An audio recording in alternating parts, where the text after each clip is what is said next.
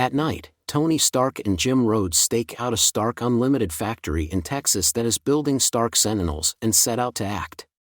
Moments later, Iron Man walks toward the facility carrying an advanced rifle taken from his cache of superweapons. He fires a warning shot to scare off 2 security guards who try to intercept him, in the process blowing open a hole into the building. He orders the workers to evacuate, and they comply. As he attempts to place a disc-shaped explosive on a console, an unfinished Stark Sentinel next to it comes online and tries to squash Iron Man. He takes evasive maneuvers against more Sentinels, throwing the explosive at one of them, causing its head to blow up. He takes flight, luring the robots outside, and passes the baton to his partner. It turns out that it was Rhodey inside the Iron Man armor for misdirection, and Tony has instead infiltrated the facility wearing his new stealth armor, the Mark Nil. As he fights the Sentinels, Rhodey chats with Tony while he is inside planting explosives, ones intended to implode the facility. Using the Mark Nil's wall-crawling capability, Iron Man climbs atop an unfinished Sentinel and interfaces via the suit with its exposed skull. He makes the discovery that Phylong intends to target the entire superhuman community and not just mutants.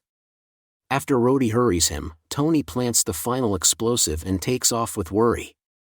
His careless use of the jet boots alerts the Stark Sentinel he is on top of, and it grabs him. As Rhodey fends off against the Stark Sentinels, Tony activates the bomb's trigger while still in the Sentinel's grasp, imploding the facility. As the flames engulf the Sentinel grabbing him, Tony manages to propulse the robot's hand away from the building and makes a hard landing. Rhodey approaches his empty War Machine armor, takes off the Iron Man armor and orders it to fly home. Before he can switch to his suit, a Sentinel knocks him down with a grazing blast and confiscates it. Iron Man breaks free from the Sentinel hand, but when he looks for Rhodey, Tony finds him surrounded by Stark Sentinels and Orca shock troops. Unable to intercede, Tony stoops down on the ground and begins to recite the Serenity Prayer.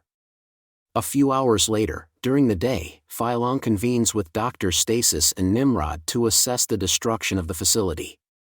Phylong assures his allies that he has secret facilities producing Sentinels, so although they won't have enough machines ready for the Hellfire Gala to eliminate all of their planned targets, they will carry out their plans incrementally. One of the workers who had been at the facility cluelessly arrives at his new boss' request, but Phylong leaves for Nimrod to kill him. Meanwhile, Tony rushes back to Bronson's cabs after having hid the Mark Nil away, and calls She-Hulk, who has already traveled to Texas due to Rhodey's arrest. Jen informs Tony that the judge has refused to consider bail since they found a body in the wreckage of the factory. The corpse of the worker murdered by Nimrod had been planted on the scene. Tony drops his phone on the floor as Jen tells him that Rhodey has been arraigned for murder, and starts pummeling the faceplate of the Mark 70 in a fit of distraught rage. Stark falls on his knees with his fists bloodied, blaming himself for Rhodey's predicament and the fact that Phylong is about to cause his death, and Tony can't do anything about it.